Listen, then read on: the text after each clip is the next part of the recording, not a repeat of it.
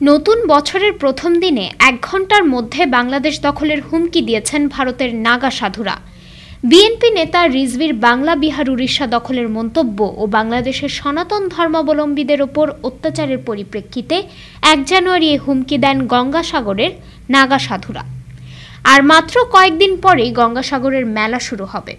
ইতোমধ্যে কপিল মুনির মন্দির এলাকায় নাগা সন্ন্যাসীরা আসা শুরু করেছেন। পূর্ণ করতে এসেও সাধুদের হুমকি শুনে রীতিমতো অবাক হয়েছেন সাধারণ পুণ্যার্থীরা।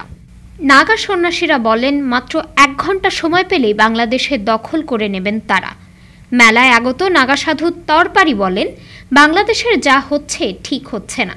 হিন্দুদের ওপর অত্যাচার হচ্ছে, কিন্তু মমতা ব্যানার্জি হাতে হাত তুলে বসে আছেন। এখানে যদি হিন্দুরা হাতে তলোয়ার নিয়ে দাঁড়িয়ে যায় তো সব মুসলমানরা পালিয়ে যাবে। অপর এক নাগা সাধু দত্তগিরি বলেন, সরকার প্রশাসন যদি কিছু করতে না পারে আমাদের নাগা সাধুদের ছেড়ে দেন, বাংলাদেশে ঢুকে মামলা খতম করে দেব। তাদের বাচ্চারা কাঁদছে তো আমাদের বাচ্চারাও কাঁদছে। সরকারের উচিত সনাতন ধর্মাবলম্বীদের ওপর যে অত্যাচার হচ্ছে তা বন্ধে পদক্ষেপ নেওয়া।